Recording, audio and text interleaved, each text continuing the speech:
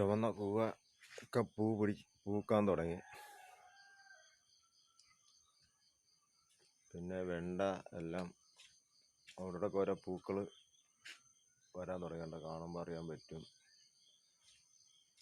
വെണ്ടക്കായും പിടിക്കാൻ തുടങ്ങി, പൂക്കുകയും ചെയ്യുന്നുണ്ട്.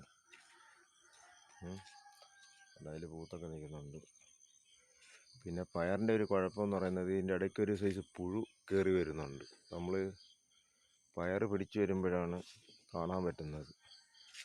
ഒരു പച്ച കളറുള്ള പുഴുവാണ്. നമ്മൾ മരുന്നൊന്നും അടിക്കാറില്ല.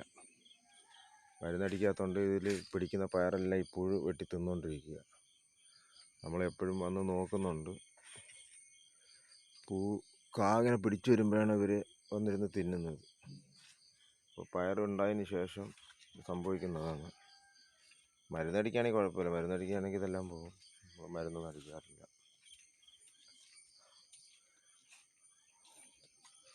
പുഴു കണ്ടവനം പൂക്കളുണ്ടാവും. പുഴുന്ന് വേറൊന്നുകൊണ്ടല്ല, ഈ ഇലയിൽ വരുന്നൊരു സാധനം. വെണ്ടയൊക്കെ എല്ലാം പൂത്തു തുടങ്ങി. കൊമ്പൻ വെണ്ടയാണ്. ഇപ്പോൾ അടുത്ത ആഴ്ച തൊട്ടൊക്കെ കായൊക്കെ ഉണ്ടാവും.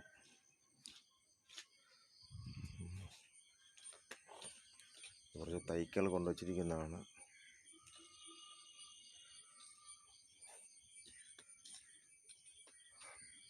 മെനക്കേടാണ്. രാത്രിയൊക്കെ വന്നിടന്നാ ചെയ്യുന്നത്. പിന്നെ രസമാണ് അത് ചെയ്യുന്നത് കാണുമ്പോൾ.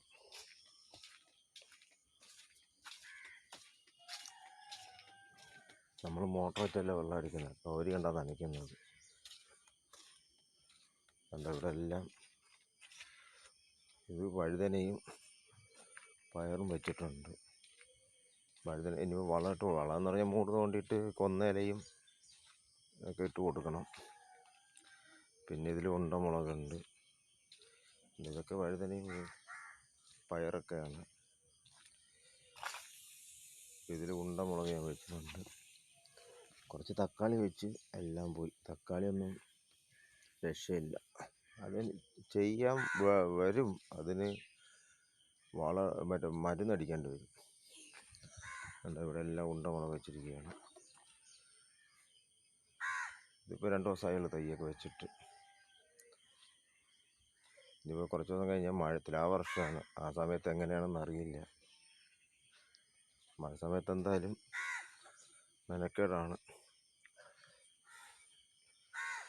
ഇവിടെ നിന്ന് നല്ല കുറേ വെച്ചിട്ടുണ്ട് തൈ. ഇവിടെയൊക്കെ 2 ആഴ്ച കഴിയുമ്പോൾ നല്ല അടിപൊളിയായിട്ട് വരും.